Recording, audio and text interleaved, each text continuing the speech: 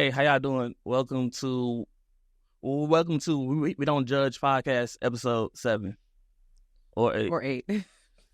Pretty good. I'm pretty sure it's 7 though. Oh, I am your host TJ with my co-host Sherry, Hello. and our guest today is one of my favorite Nigerians, one of my favorite people in Austin, one of my favorite kink people, like in general. Sir Hedo. And he does a lot. I don't do a lot. I just do the right amount. It's cool. You should watch it though. He's like, hey, have you ever been flogged before? Yes. You have? Mm-hmm. Should let him do it to you one day. Okay. It's good. It's cool. It's so cool. One day I'm gonna be as good as he is. Okay, maybe not, but I'll keep trying. Get better. Just a little practice, find you a nice plump pillow to practice on, and you'll get there one day. Yeah. And also, Sherry, he don't knows everybody. Okay. See, clear. I don't know who she was, so I don't know everybody. She's not in kink like that though. And He don't know everybody in kink. Like if you got questions about somebody, ask Hedo. He knows. I don't. Maybe one day I will. I have heard you're very social. Yeah. You be in the mix. So I feel like there's some credibility to. All I know is, wait, can I cuss on here? Knock yourself out, dog. Oh, you're full of shit. I don't know. I just know the right amount of people. I just so happen to go into a room and they'd be like, Hedo, and I'd be like, yo, and I feel like I know them because I'm clearly thinking, I don't know who this person is. All right. Let me see. Oh, what else? Hedo and I are like the tag team shaggies of the world. I sent you a message, right? About Nova. Yes. Okay, cool, miss. You got that. That's gonna. So pretty much, long story short, a group I'm a part of, ATX Black Poly and Play, hosting an event in Dallas, and Houston Urban Kinksters came up and made the trip. And there was a certain forced orgasm scene where me and TJ co-topped because I was just brought into it. I didn't know what was going on. They're like, hey, yo, can you help me out with a thing? I'm a helpful fella. So, yes. I'm like, why not? I got you, my guy. And, yeah, that was a good time. It was a great time. We're like tag team champions of the world, man. All right. So today there we go. My phone back up. All right, so let's get started. Our icebreaker is going to be: are you too old to have do certain sex acts? So what happened? I was on the phone with like my friend, and she's like, "I need to have I need to have a threesome before I'm 35."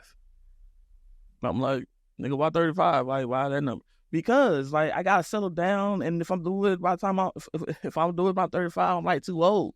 And I'm like, wait, you could be too old for this shit? And she was like, yeah. What? I've never thought of being too old. But there are certain people, especially women, who go through life like things kind of work on an escalator.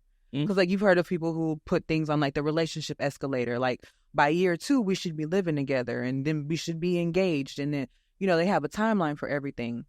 Some women operate like that, and they want to be able to have fun, and then at a certain time that they deem respectable, or how they want it to be reviewed as respectable, to be that big house, picket fence, 2.5 kids, they want that image on their resume. Because I wouldn't say that. It's just but maybe you just get the experience because you are a Volvo owner. So that's when you're given that sharing experience. But I feel like it's a general across the board societal ideology because the American dream is, was it husband, wife, 2.5 kids, house, picket fence, yada, yada. So it's not just simply only women that want that. Because you got men that are out here saying, oh, I got to grind and get this to get that so I can have my lady and do this and do that, generational wealth and blah, blah, blah, blah, blah. So it's not just limited to women because clear this was a man talking about, oh, I got to get my threesome in before 35. Not, I feel like it's just a general thing, especially was an insecure when talking about a hoe phase. It was like, oh, I got to get my hoe phase, that college years until before 25. And honestly, to answer the question, it's all a bunch of bullshit. Like, there is no age gap, and if I could point you to one person to, like, break that rule, is Eli the Naked Trumpeter. Like, they are, like, they're in their 50s, 60s, and they're just living their best lives. He's 50. I mean, they know about her. Binary, so they're, yeah, they know. Hell, I just be 50. That's crazy, though. Man, it's crazy. A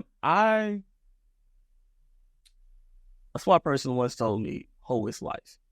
Mm-hmm. Even though that person does not live by it anymore, I heard that shit, and I think it's on to something. Hoe is life. I can find my forever person and still hold around. Shouts out to non-monogamy. Like, hoe is life. I don't see a point where I'm not hoeing anymore. Mm-hmm. I can still have the house, the kids, a picket fence, and 2 dogs, and go to work every day, and then go to a play party on the weekends or something. I don't see why you can't do both. I don't know if it's like some Madonna horror complex thing or whatever. Very much so. Very much so. Shit. We should do a religion episode. We'll talk about that later. Okay. Have fun with that. All right.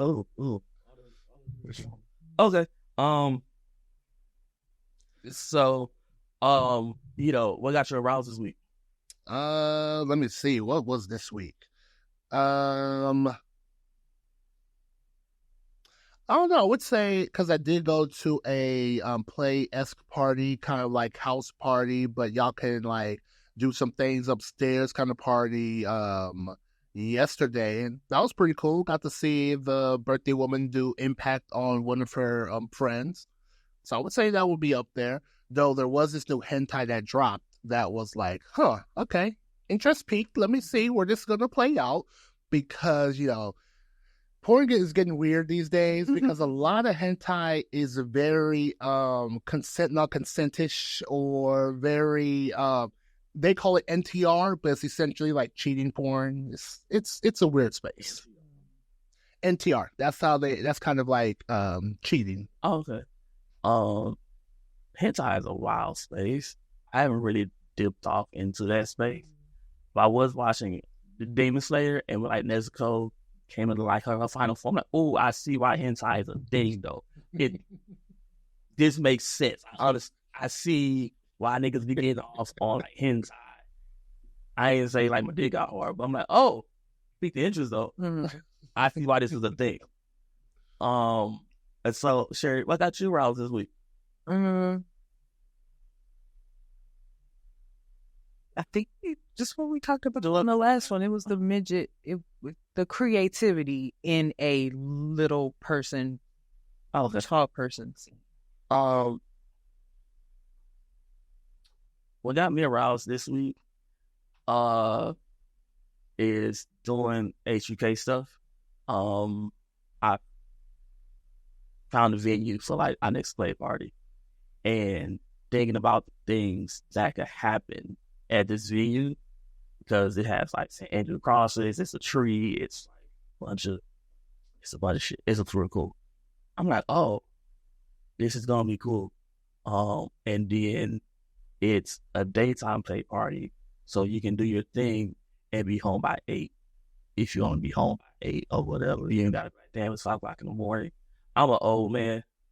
Like, get home at 3, 4 o'clock in the morning, and then I wake up early. Like, I wake up with the sun. So, like, at 8 o'clock, I'm up again. I'm like, damn, I'm tired of shit, though. But I'm an old man, and we should make daytime play parties a thing. I mean, look, go get you your Blue Play special. That's okay. All right. So, this week, we are talking about how may your non-monogamy be ethical and doing it the right way. We don't need to cheat. The there is no reason to cheat or to be a fuckboy or whatever like that. And being non-monogamous, you can be non-monogamous and not be a fuck nigga. For the broad definition, whatever. Some people still might be like, "Nah, you a fuck nigga," da da da da da, because they feelings are hurt. It is what it is. So when did the A&M bug bite you, and how did you figure out that like monogamy is not for me? Monogamy is not my thing. I talk about this on my own podcast where there was a time around 25, 26 when I kind of realized what I was doing was kind of meh. Because, like, I would date to try and see, like, oh, who will my partner be, blah, blah, blah, to then in turn be like, oh, that's not working, then date again. And this was before I was got my ADHD diagnosis. So it was like a point where I realized this wheel just kept spinning in a direction that was annoying me.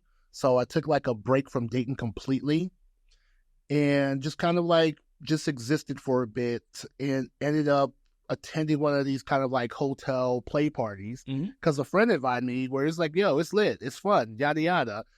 Go to these parties. And there was one time where I ended up speaking with this gentleman, like his wife, out having fun. And we're just chilling. I was like, how did y'all get to this? Because it was something that I never really thought to ask. Because like, how do you end up here? Like, you're married, but shouldn't like married people be doing it themselves in their own home and blah, blah, blah?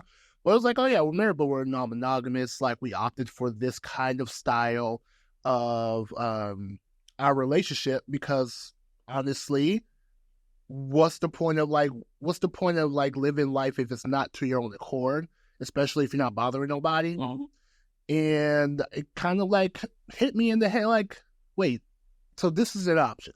Because, like, after that talk, I started looking into it more. Like, all right, what are other relationship practices? Because, like, I'm Nigerian, I'm Igbo specific, so I do know of polygyny. So it's not like it's a foreign concept, but I don't want to have multiple wives. If anything, I just want me and my partner to make whatever we have into something that's great for both of us or anyone involved.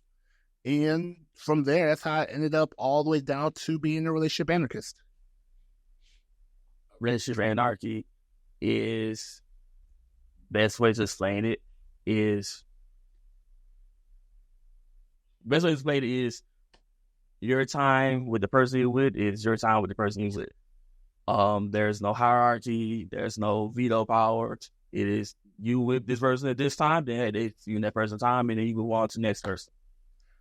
Oh, if I want to break it down even further, relationship anarchy is primarily every relationship, familial, platonic, romantic, sexual, every relationship matters to you, and everything is customizable with the people involved in your lives.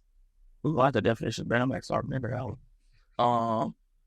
So, Sherry, when did you realize monogamy is not a thing? Right. And it was lit, and I should stay here. I was 24. I was 24, and I was dating, if you want to call it that, loosely dating 2 guys who knew each other and knew of each other. And I was just kind of unbothered. It would be like when I would have shared time with one or the other, they would want to go down the rabbit hole and ask questions and, well, why this and what about that? And I would be totally uninterested. Like, I'm here with you. I can talk to you about me and you. Please stop asking me about this other person because it doesn't hold any weight to how I'm going to deal with this person. And that was when I was first like, I'm not twisting your arm. I'm happy to be with you. I'm happy to have you here if you want to be here. If you don't want to be here, you don't have to be here, but this is not going to change. Okay. I mean, it's cliche answering, but like, I've always been non-monogamous. I didn't know what it was until I was like 20. Might have been. I think I was working in Iraq because I had a girlfriend here in the States, and because I was gone for so long, he was like, "Wait, look, you do what you do with whoever you're gonna do it with when I'm over here, but when I come home, it's like me and you." And it was like vice versa. When I was overseas and in the Middle East, I do whatever I want to do with it. But when I go home, it was me and her. I didn't know what it was called at the time. It was just how we set that relationship up. And how we like rolled with it and stuff. And then as I got older and started talking to other people, like I've always, like, after her or whatever, like, I always been, like, cheating or whatever, because I just always wanted, I felt most comfortable when I was dating more than one person at a time. When I had to date one person at a time, it was like, I don't want to say torture, but I'm like, ooh, why are you still here? Mm-hmm. Here's $200. Go hang out with your best friend. Fuck out my face. Like, yo, like, it was just like, ooh, why are you here? And then what, like, the relationship that, like, solidified it for me was, like, I was, dating or like with this one girl, and, like, she lived with her kids and, like, her baby daddy, but he was driving the truck. Their relationship wasn't like in the best of terms, so we was just fucking for the most part. And it was like, I come through, and I'm like, I really like this. I want to keep doing this part. And then I found the right people, and it navigated me here. Because I think my thing has always been, tell me my role. And if you tell me, hey, I'm just a side nigga, or I'm just whatever, tell me my role. And I can fit into my role however I need to fit into my role. But don't lie. Well, let me tell you that. Damn, this is a whole thing that's not bad. Like, my biggest pet peeve is people who lie to me about shit they don't have to lie about. And it's mostly because you lying about shit you don't have to lie about. And I feel stupid because I believe your lie. Now, there is times where, like, if you're cheating and you lie about that, whatever, okay, I can make that make sense. But don't be like, I'm celibate, but you fucking everybody in mom. Like, you see what I'm saying? Like, that's some shit you ain't gotta lie about. Just say, no, I'm fucking everybody in mom. All right, cool, me. So, fill me in next Thursday or whatever, and we go from there. Okay, so, how do you define cheating in your relationship? Yes, it's possible to be non-monogamous and still cheat. Yes. Yeah. It's a thing. I define it by anything you have to hide from your partner. That's cheating. For me, cheating is anything done pretty much breaking an established boundary between two parties that, like, you agreed upon, this is something that we don't do to one another. You do that, I consider that cheating. Mm-hmm. Like, I can see where you're coming from of anything you need to hide, but I don't count it as cheating because there are some things you want to keep to yourself. There are some things you still want to keep personal. Mm-hmm. Everything that is you does not need to be for everybody. So there are some things that, oh, I'm an otaku that has a collection of all these dolls. Of, like, I wouldn't consider that cheating. Like, do I feel like I want to hide it? Yes. But I just feel like if it's something where I'm like, hey, I prefer that you do not interact with your ex. If my partner told me, you know what, I can agree and not do that. Mm-hmm. If they do that and then see said ex, that's cheating. But at the offset, hey, I already not interact with your ex. I'm sorry, they're my best friend. I can't do that. And they do it, that's not cheating. Because, like, we didn't agree to that being something that's, like, a rule for us. So that's just how I kind of define cheating. I agree. 100%. That's my definition. Yeah, it's just one of those things where, like, I hate saying the word rules, but I mean, that's the best way to put it, because there's got to be something to keep balance of two individuals that can't read each other's mind. No, monogamy, these rules. But it's so funny because I'm such a stickler about rules now, but when I was younger, I ain't gonna do what I want. Oh no, when I was younger, I'm the nigga that's over here like, why? Like, I will why you to death because I need you to explain to me, like, this sucks. Why? Like, I need you to give me a good reason why. Like, why do you eat your veggies? So you can go up nice and strong. Why? Because of this. Why? Because of that. Why? Because that's what is necessary for the human body to grow. It's like, oh, all right, cool. But I will why you to death because if you give me some kind of dumb response, I'm going to be like, that's stupid. I'm going to go do what I want because you're not giving me a good reason as to why I should do it.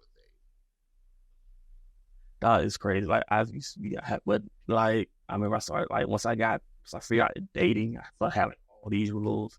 Like, some of them do today, like, don't date your coworkers, don't fuck your next door neighbor. It never works. I don't know why it never works, but don't fuck your next door neighbor. It never works. And I remember I had this baddie living next door to me. I'm glad I didn't, though. But it was hard. Otherwise, don't shit when you eat. Yeah, don't shit when you eat. That's Yeah, exactly it. Like, unless I'm about to be out the door, I'm like, I don't even flirt with my coworkers. Like, at most, the closest to flirt will be smiling at them as they say something, and that is the line. Because I'm like, no, we're not about to do this. We are not about to have the headache of if shit goes south, one of us got to find a new job. See, I'm a hypocrite because one of my current partners we met at work, but never again would I date a coworker, and I would not encourage him to date a coworker. Hey, so when I was brand new and lusty, just like I like getting somebody's closet or something. In his office. We had an office? Yeah, no, that's crazy. My nigga, shout out to my nigga. That's crazy. Like, could you come into my office, please, and close the door after you? Thank you. Oh, that's crazy. Well, technically, I fuck in my office, but I work from home. Work from home. Oh, like, boys. No, the whole house is your office. Ready to go.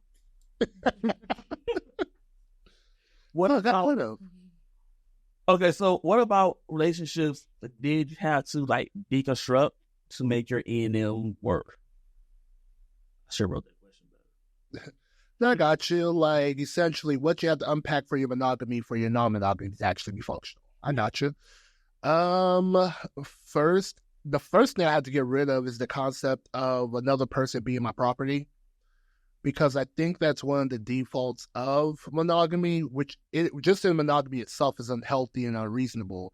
But the overall concept that my partner is my property, therefore their actions, like, it's kind of like an ownership where I'm questioning, like, why are you doing this? Why are you doing that?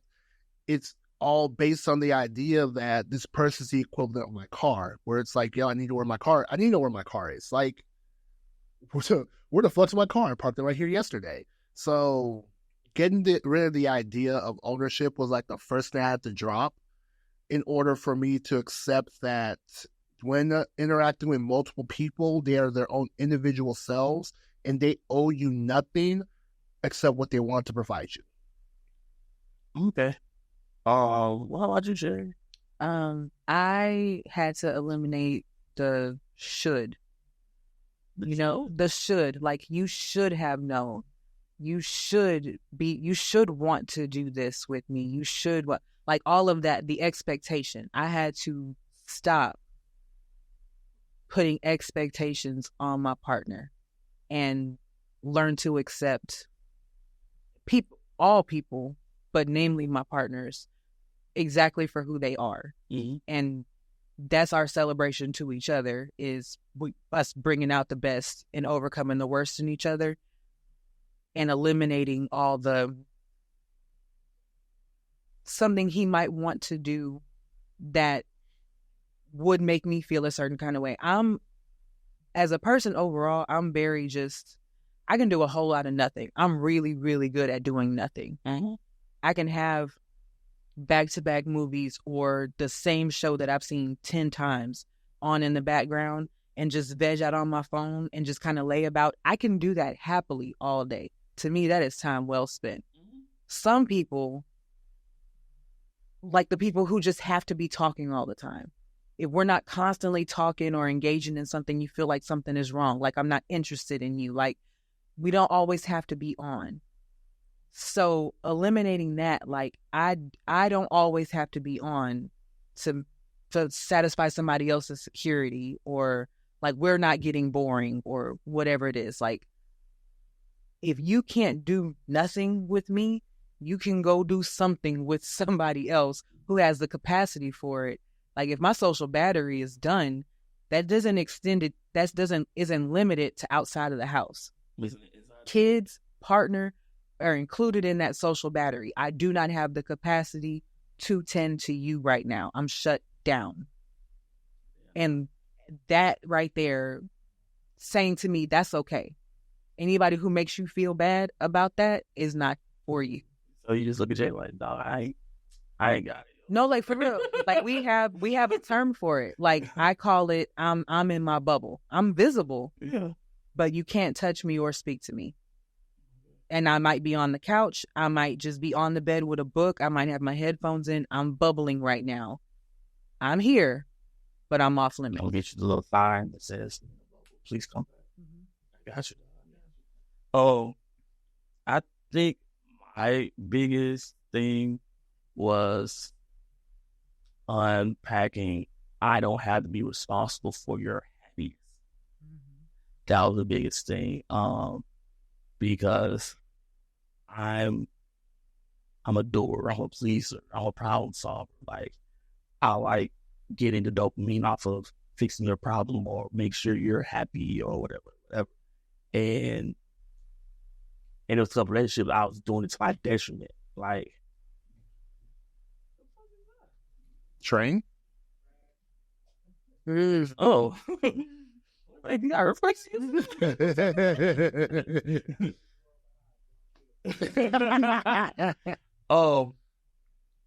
And it was like she's fucking ecstatic. I'm miserable over here. I'm like, I'm working all these extra hours, and all this, that, and third to make sure you get what you want. And then like I realized I can help you be happy. I can't be this main source of happiness. And in that I was like, I don't fill this box. Maybe you try somebody else who fills this box. Or I remember one time me and the ex was having a conversation and they was like, hey, what if I get a side piece? I was like, all right. And then I was like, well, you should talk to Sherry about that because Sherry knows how to navigate those waters. Then we started the podcast. That's why how that worked out. Oh, because now I do two things. First thing, I kind of do agree with that sentiment because even with my current partner of 4 years, one of the first things I said before we were like officially together is I just want her to understand that my job is not to be the source of her happiness. My job is to help amplify it. Like my job isn't to take you from 0 to 1. Whatever you got, I multiply it. So if you're at a 0, I needed her to figure that out herself because no one's going to bring that. I'm a dominant and I don't even want that much control. Because if someone's controlling how you feel, just purely just joy, happiness, the good feelings, you need someone else to do that. That is a problem you really got to fix within yourself because your partner's supposed to multiply it. Like if it's out of 1, bet I will bring in 5. Therefore, you're at 5 now.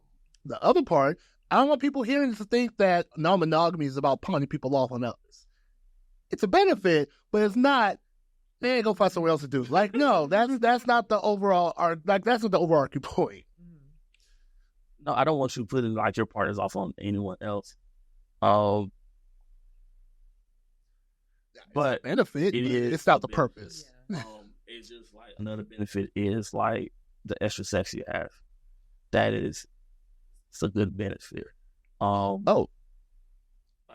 was going to just go ahead and say real quick, because that's something I've been working on the past year is trying to stop slut shame non-monogamy, because every time like someone that is monogamous comes in, they're like, oh, you're just doing it for the sex. And the immediate like response is, oh, no, it's about love. It's about this, about that. From now on, I'm at the point where it was like, oh, you just want more sex. And mine like, and? Like, it does come in handy. It really does. Like, why am I trying to appease your, like, why am I trying to defend non-monogamy to you when you're not a part of it? Like, if you have questions because you're generally interested, cool, we can have that talk. But I'm not dealing with the whole, oh, you do this, you do that, try to make me feel bad just because, again, non-monogamy is not perfect. Same way monogamy is not perfect. Everything got their pros and cons. You just get in where you fit in and have the best fun you can. Yes, I'll co-sign on that. But because it's like when you meet a new person, it's like so many options. Like you don't have to jump straight to, oh, this is gonna be a relationship. Nah, dog, fuck. Like, yeah, I like you, you like me. We can talk. We can not we and keep on pushing. We're gonna keep on pushing. No, we can stay here. Like, that is one of the the good things about it. Hedo said on one of his podcasts, hi Hedo. He said, it's cool to fuck your friends. Like, why would you want to go out and find somebody you don't like? Nah, but just fuck your friend. You already like each other. Like, I don't. You gotta understand, you gotta evolve, you gotta expand the concept of what is a friend. I hear you. So I'm literal. Because, yeah, my partner, again, 4 years, she is my friend. Like, I do love this woman. Like, the up to 3 months before it became official, it was like a budding friendship. Like, we were cool. And I have multiple play partners that are my friends. But the idea that you have an option, this person that you like that as a friend, you've been cool with, but you are sexually attracted to each other, or you go to this random person that you don't know their likes, don't know what they're about, don't even know if they're a good person or not, who would you prefer to go have sex with? The default answer seems to be, oh, I'll go with the stranger because I don't want to ruin the friendship. But my thing is, if sex can ruin the friendship, then how strong is that friendship to begin with? And I hear you and I agree with that. My thing is, when I meet somebody, I prefer to compartmentalize. Like, you can tell after a while whether somebody's actually going to be a friend. If I meet you and I liked our conversation, I like your vibe, I like your energy, and there's a sexual attraction there, I'm not calling you my friend. That's going to be undefined until something pops off. But if I'm calling you my friend, you are my actual friend, and I don't harbor sexual feelings towards my friend. Wait. Let the record show that she has officially said that the friend zone exists. Okay. It does. It does. And I fuck people in the friend zone. Oh my God. It is. The only friends I have not fucked is you, Amber, what's up, Amber? And maybe one other person. I have fucked all my friends. Okay, now, and to be fair, I haven't fucked all my friends because it's kind of like, one thing I really do enjoy about non-monogamy is that my friendships to the sex that I'm attracted to, the gender I'm attracted to, are a lot more genuine because I don't have to do the whole dance of, oh, I gotta be like this so they can see me in this light, and then therefore I can possibly do this with them, and they're like, oh, I don't want to risk that, and I don't want. It's like there's too much convoluted thinking when it comes to interacting with the sex that I'm attracted to, where now I can literally just be my genuine self without having to worry about, oh, I should look this way for this person because of how they look or how I might want to interact with them. Like, no, I just go ahead and be myself, full and full, because at the end of the day, I don't have to worry about either A, not upsetting my partner because, oh, I'm being too flirtatious with this person. I have a partner. I don't want to I want to upset my partner by being a little too flirtatious. And it just makes things so much more simpler where, yeah, I could just be Hedo. Be like, hey, what's going on? How's it going? Some innocent flirts, and my partner's not going to be on my neck because of prior discussions on what can we do outside of our dynamic. And just, it's so much more simpler. So no, I have very good friends that I have not fucked or have any inclination to fuck. And they are beautiful women. They are dope as fuck. But I haven't felt any inclination. But at the same time, I have other friends where I have felt inclinations where things have progressed in that way. Or I have inclinations and they do not, but we're still cool as fuck because we don't have to worry about kind of like me overstepping once it's established that, no, we don't want to do it that way. I'm not like I know I said I fuck a lot of my friends. I fuck inside the friend zone, right? I'm not that person that's like, ooh, I'm gonna be a friend and wait till you're vulnerable and then try to fuck. Mm-hmm. All the friends I had sex with, it low key like kind of happened, and I'm like, this. I'm here for the pleasure. I'm here for a good time, not a long time. So it could have been some shit like you just sitting in the room and it just, something happens with them. If I finish fucking you, you still my friend. I'm not like, oh yeah, never knock it down. No, like we still friends. We can still go hang out or do whatever, and it's not like I'm going to ask you for it again. Unless you get like some exceptional fucking head, I may ask for that again. You get like some exceptional like grade A head, I may ask you to suck my dick every once in a while. Like just throw it out there. You mean doing nothing else? Ain't doing shit else. I mean, Like, since you're here, it's me here. All right, so we know that negative feelings like jealousy and everything like that does not go away because we're non-monogamous. Mm-hmm. How do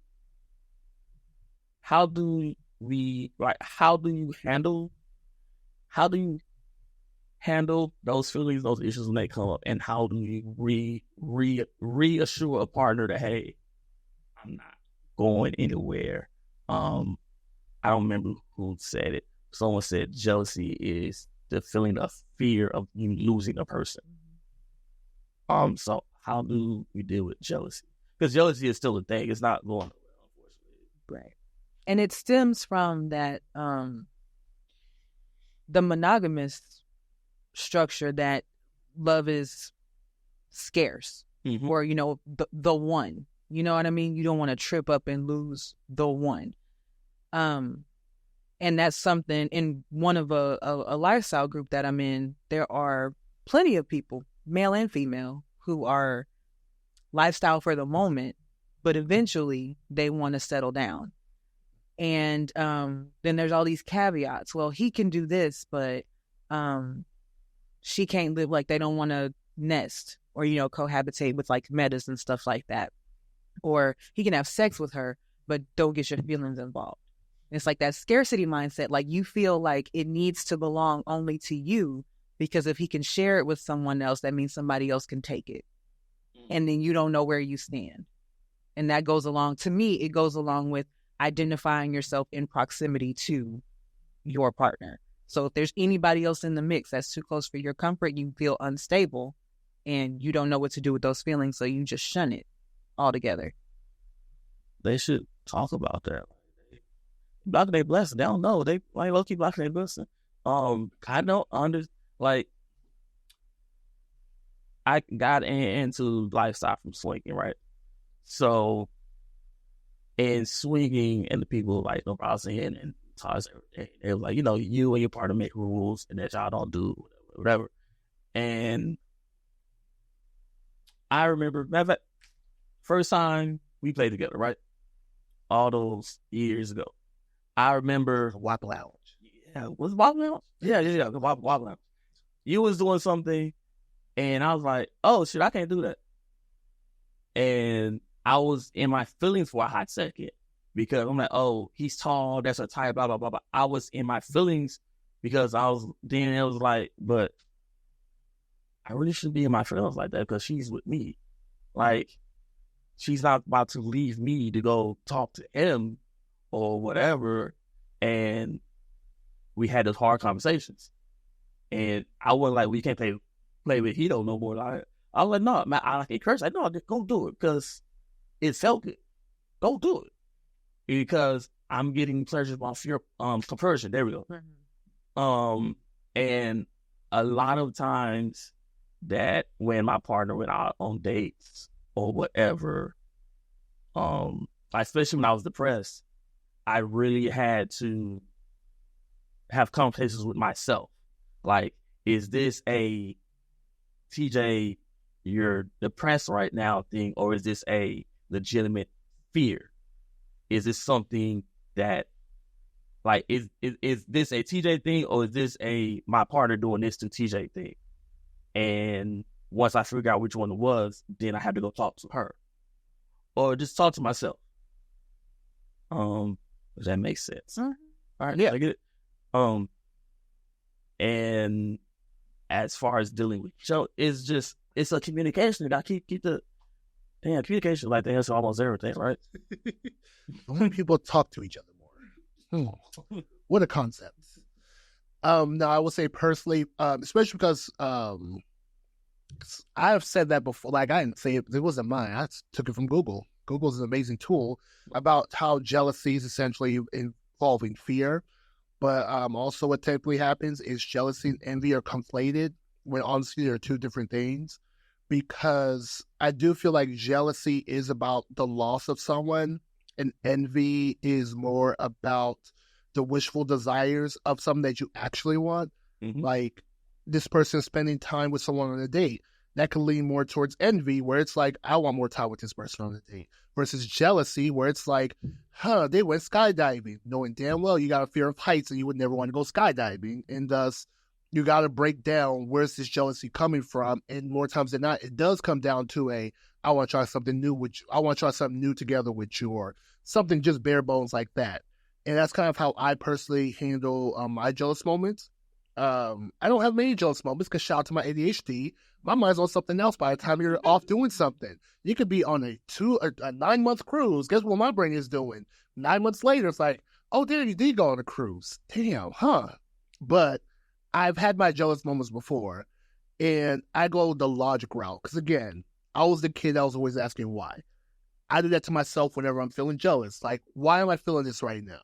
All right, why is that the answer to that? All right, why is that to that?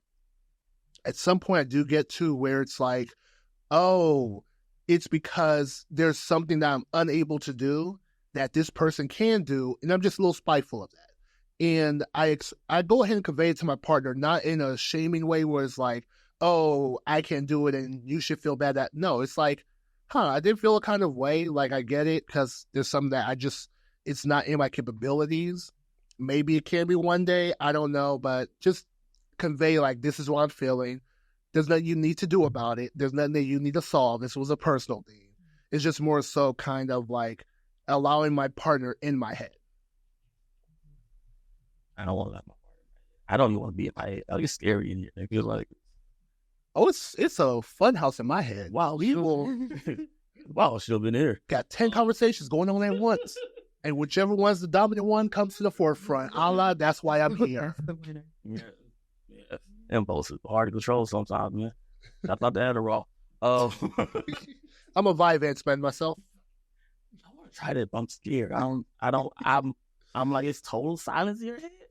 Oh no, it's still not silent. It's just more so that, hey, I choose this voice. All right, let's go get this job done. The other 8, keep going. Okay, it's like, because when I was like, it's totally quiet in my head. I'm like, ooh. I don't know, though. They didn't be too long for you. Like, no. Oh, shit. Oh, shit. This is wild. All right. What tips do you have as far as helping people helping people making their non-monogamy ethical? First tip, listen to people's journeys, like myself, Hitchhiker's Guide to Ethical Non-Monogamy, as well as this lovely podcast here, We Don't Judge. It's good to pick the brains of others because, honestly, it should be a group think thing. Like, you don't make a societal standard without the society involved. Mm-hmm. Like, it's a society that dictates ethics, which it can be a scary thing because ethics and morals can be fluid in the wrong situations. But honestly, just get as much information as you can from multiple sources. That way you can get like kind of a reliable, collaborative answer. Mm-hmm. And also read the Ethical Slut. Oh, I agree. Not alongside that, because do that too. But also, I always say spend time with yourself, be okay being by yourself, and identify yourself for yourself. That way you're not overextending or over-promising and under-delivering to the people you want to engage with because you're pulling from all of these different things and you think that's what it takes. Do only what you can do and do it to the best of your ability, but be honest. But saying even better, find out who you are so you don't lose yourself in all these parties. Exactly. Make sure you know what you want. Like you as an individual, make sure you know what you want. Read the African American Guide to Ethical Non-Monogamy. That's a new one I haven't read yet. Oh, it's pretty good. I had the house. I'll let you borrow it. Nah, I'm gonna go ahead and buy it. So let me support the black woman. Give her $24.